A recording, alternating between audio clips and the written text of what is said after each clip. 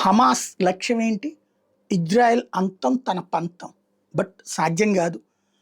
Hamas, Hezbollah, Houthi అసలు ఓవరాల్‌గా Islamic సామ్రాజ్యపు తీవ్రవాద సంస్థలన్నీ ప్రత్యక్షంగా యూదుల్ని అంతం చేయాలనుకుంటాయి, హిందువుల్ని అంతం చేయాలనుకుంటాయి.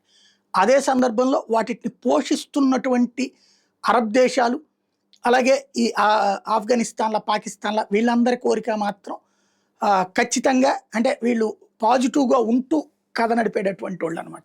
వీళ్ళు ప్రత్యక్షంగా నాశనం చేయాలని కాకుండా పరోక్షంగా నాశనం చేయడానికి సహకరిస్తూ ఉంటారు. అందులో ఇరాన్ ప్రాక్సీ అయినటువంటి హమాస్ ఇప్పుడు తాజాగా గెలిచిందా? ఓడిందా?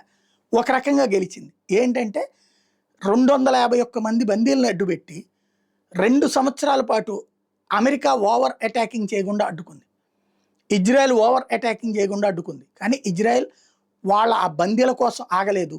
వెంటపడి వేటాడి చంపింది. అయితే ఇప్పుడు గెలిచిందని ఎందుకు చెప్తున్నానంటే 251 మంది బందీలు పట్టుకుని ఇప్పటికీ 4000 మంది తమ తీవ్రవాదులు విడిపించుకుంది ఇజ్రాయెల్ దగ్గర నుంచి.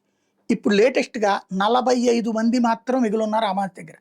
తాజాగా ఈజిప్ట్‌లో కుదిరిన ఈజిప్ట్‌లో సంతకాలకు సంబంధించిన శాంతి ఒప్పందం సాక్షిగా 45 మంది వాళ్ళ దగ్గర ఉన్నారని తేల్చింది ఇప్పుడు హమాస్. ఇందులో మిగతా వాళ్ళని కొంతమందిని చంపేసింది, కొన్ని శవాలు ఇచ్చింది, కొంతమంది బతికిన వాళ్ళని విడిచిపెట్టింది, కొంతమందిని ఇజ్రాయెల్ బందీలను విడిపించుకుంది. ఇప్పుడు హమాస్‌కి సంబంధించినటువంటి దగ్గర ఉన్న 45 మంది బందీల్లో 20 మందే ప్రాణాలతో ఉన్నారు, 25 శవాలు ఉన్నాయి. ఇవి అప్పచెప్తోంది. వాళ్ళని ఎంత దారుణంగా హింసించారో అది రేపు పొద్దున పోస్ట్ మార్టంలో తెలుస్తుంది.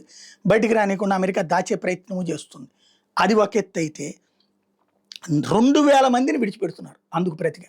అంటే 2000 మంది తీవ్రవాదులు ఇజ్రాయెల్ జైళ్లలో ఉన్నటువంటి హమాస్ తీవ్రవాదులు ఇప్పుడు విడిచిపెట్టబడుతున్నారు.